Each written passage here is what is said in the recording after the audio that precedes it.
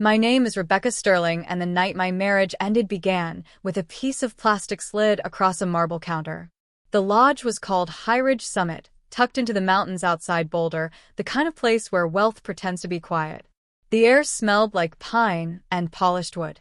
Men in tailored jackets laughed too loudly. Women in silk dresses moved like they owned the view. I arrived alone. At the check-in table, a young woman avoided my eyes. Her hands hesitated. Then she pushed a name tag toward me. I picked it up without thinking. Rebecca, event staff.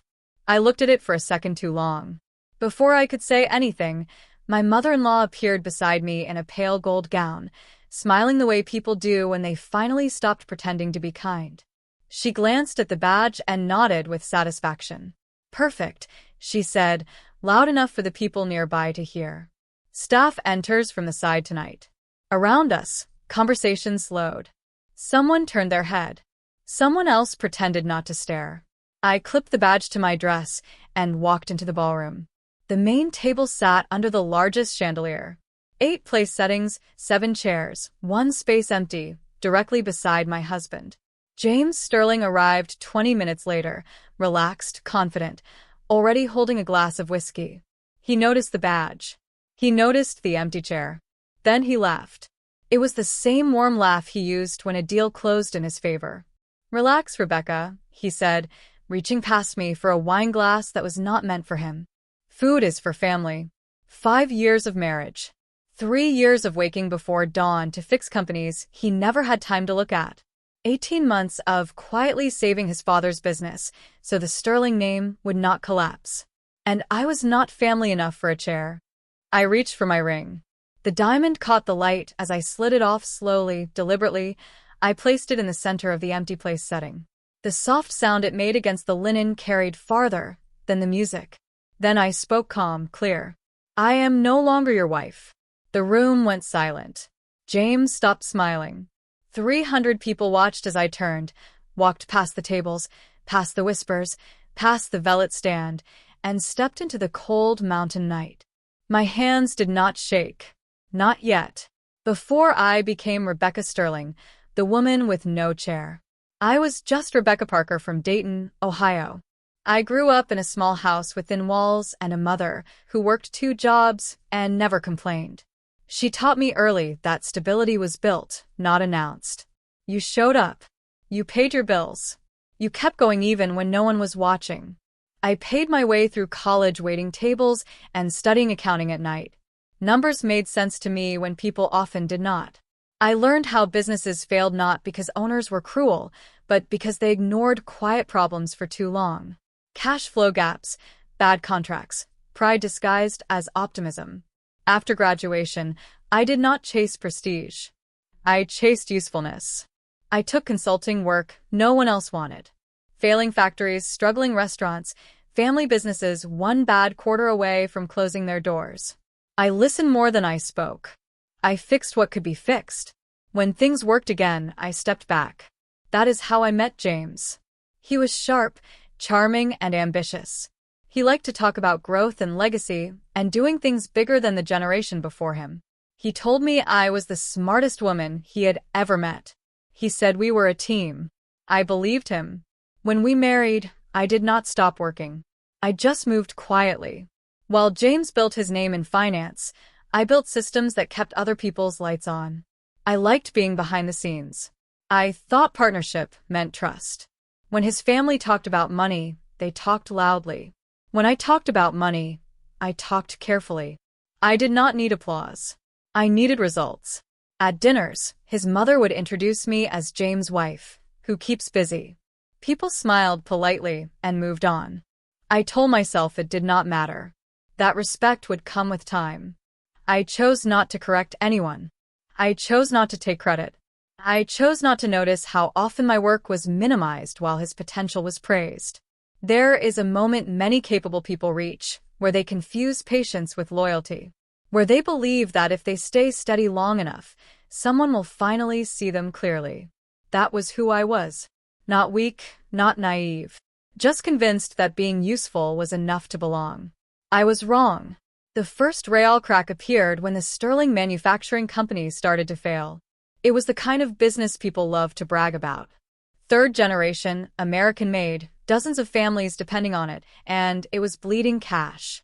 James was traveling, conferences, investor dinners, deals that looked impressive from the outside.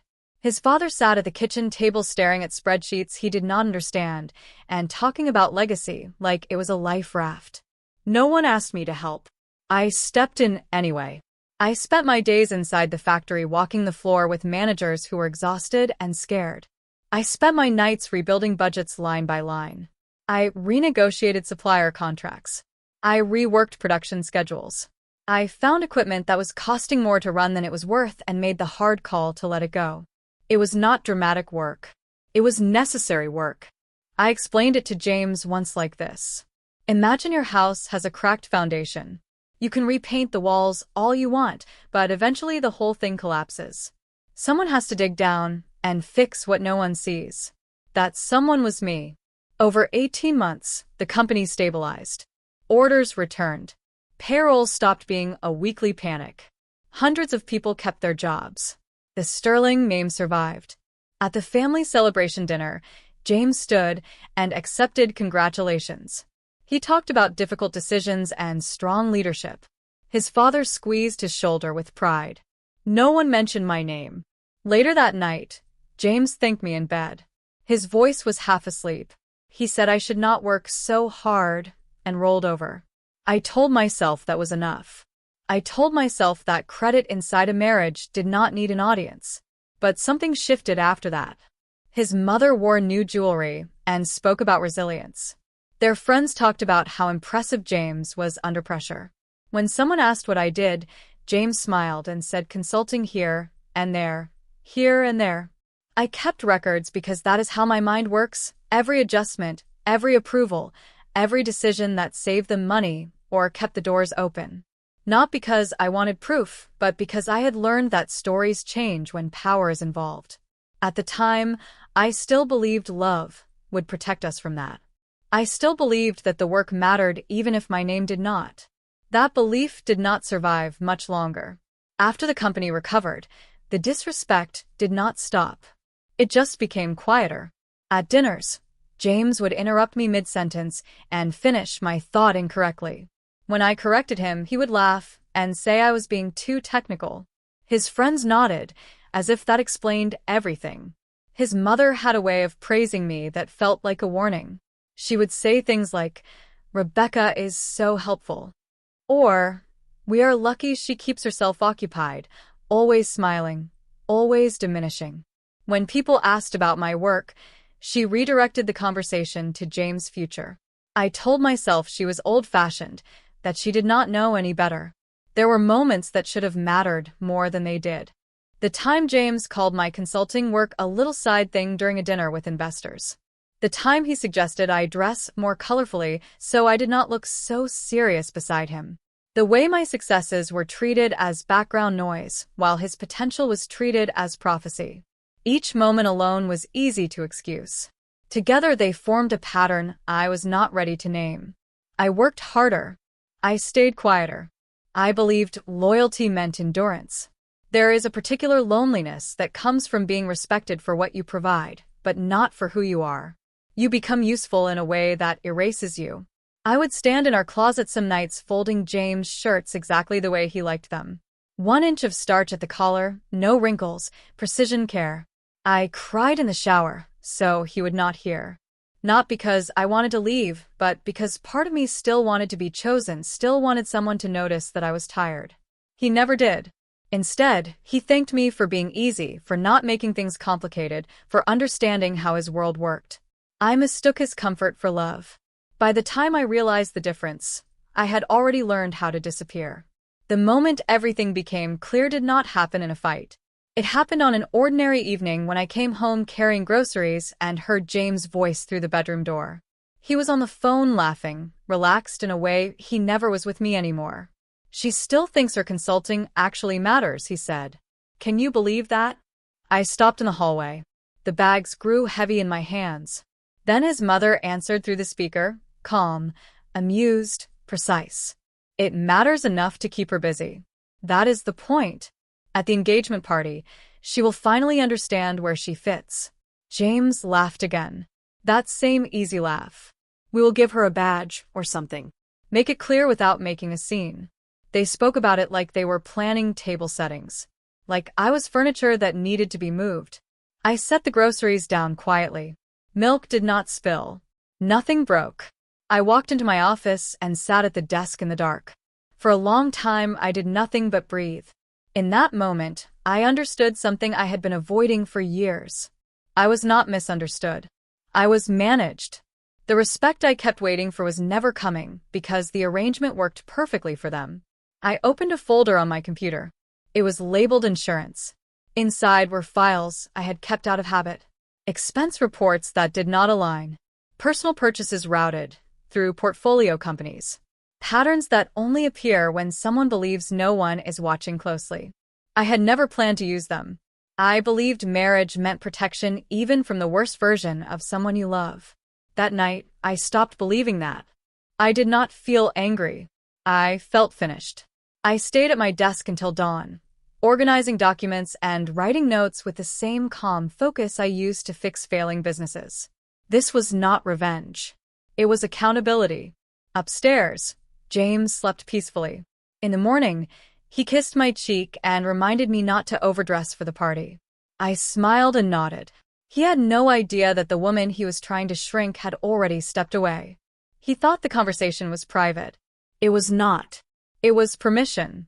Hybrid Summit Lodge glowed against the dark mountain like it always did on nights that mattered.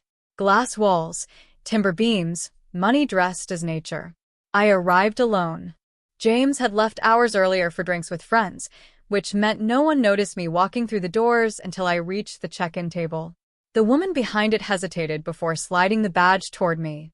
Her apology was in her eyes, not her voice. Rebecca Sterling, event staff. I clipped it to my dress and kept moving. Inside the ballroom, the sound was thick. Laughter, crystal confidence. Our table sat beneath the largest chandelier, exactly where it always did. 8 place settings, 7 chairs. The empty space waited for me like an instruction. People noticed. They always do when someone breaks a rule quietly. James arrived late. He was flushed from whiskey and success. He saw the badge. He saw the missing chair. He did not look surprised. He laughed.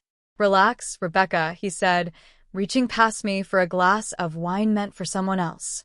"Food is for family." The room leaned in, waiting for me to apologize, to joke, to step aside. Instead, I stood still. I reached for my ring and slid it off slowly. The diamond caught the chandelier light as I placed it in the center of the empty place setting. The sound it made against the linen cut through the music. I spoke without raising my voice. "I am no longer your wife." The laughter stopped. Conversations froze. Someone dropped a fork. James stared at me like I had spoken in another language. I did not wait for him to respond. I turned and walked out past the tables, past the whispers, past the people who would tell this story for years, and stepped into the cold mountain air. The valet handed me my keys with shaking hands. I thanked him. As I drove down the mountain, the city light spread out below me like something new. I pulled over at a turnout and finally let myself shake. Not from fear, from relief. Then I took out my phone and sent one message to the only person who needed to hear it. "Execute everything tonight." That was all. By the time I reached home, the first accounts were frozen. I never went back. What happened next did not unfold in a dramatic rush. It moved the way truth usually does when it is finally allowed to surface. Quietly, methodically, without asking for permission. By the next morning, the firm where James worked was holding emergency meetings he was not invited to attend. Accounts he once controlled were locked. Emails went unanswered. His name disappeared from shared calendars before anyone officially explained why. I did not call him. I did not watch. I focused on my work. Regulators followed the documentation, exactly where it led them. There was no scandal headline, no spectacle, just consequences that arrived with signatures and sealed envelopes. James lost access to the world that had once been around him. Partnerships dissolved. Investors distanced themselves. The reputation he had built on charm and confidence collapsed under the weight of records he assumed. No one understood well enough to question. He tried to reach me once. A short message, careful words, no apology, just confusion that I no longer existed where he expected me to be. I did not respond. His mother sold the house quietly months later. The jewelry stopped appearing. The invitations stopped coming. Power is loud when it arrives and very quiet when it leaves. People asked me how I felt. I told them the truth. I felt clear. I had not destroyed anything that did not already deserve to fall. I had simply stopped holding it upright. For the first time in years, I slept through the night. Not because everything was perfect, but because nothing was pretending anymore. Walking away did not make me lonely. It made me honest. I moved into a small temporary office while I decided what came next. No views, no marble, just a clean desk, a white wall, and silence that belonged to me. I named the firm Northline Advisory because I wanted something that pointed forward, not backward. Clients found me the way people usually do when they are running out of options. Quietly, carefully, with hope they were trying not to show. They were not glamorous companies, a logistics firm in Michigan, a family-owned supplier in Ohio, a brewery trying to keep 3 generations employed. They did not care who I had been married to. They cared that I listened, that I told them the truth, that I stayed until the work was done. Word spread, not fast, not loud, but steadily. One afternoon, James' younger sister showed up unannounced. She stood in the doorway holding 2 cups of coffee and an apology she did not know how to phrase. We sat on the floor because I had not bought chairs yet and talked about things we had never been allowed to say out loud. She left the family business a month later. That was when I understood something important. Leaving does not always mean burning bridges. Sometimes it means refusing to stand on ones that were never built to hold you. I worked less, but accomplished more. I stopped proving myself and started choosing myself. The difference was immediate. For the first time, my life felt aligned. Not impressive. Aligned. There is one object on the wall of my office that always stops people. It is a name badge in a simple black frame. Rebecca Sterling, event staff. Clients ask about it once they feel comfortable. Sometimes they laugh. Sometimes they look confused. I tell them the truth. That badge was the moment I stopped asking for permission to belong. For years, I believed that if I worked hard enough, stayed loyal enough, stayed quiet enough, I would earn a seat at the table. What I learned instead is that some tables are designed to keep you useful, not respected. Losing my seat that night did not diminish me. It clarified me. I no longer measure my worth by proximity to power or approval from people who benefit from my silence. I build my own tables now. I choose who sits at them. People who listen. People who tell the truth even when it is uncomfortable. People who do not need me to shrink so they can feel tall. If you are listening to this and you recognize yourself in my story, I want you to hear this clearly. Being excluded is not always rejection. Sometimes it is direction. Sometimes the empty chair is not punishment. It is permission. Permission to leave what no longer honors you. Permission to stop explaining your value. Permission to choose yourself without apology. Thank you for staying with me through this story. If it resonated with you, please like and share it so it can reach someone who needs it. And if you have ever been quietly pushed aside, tell me your story in the comments. You are not invisible. You are just standing at the wrong table.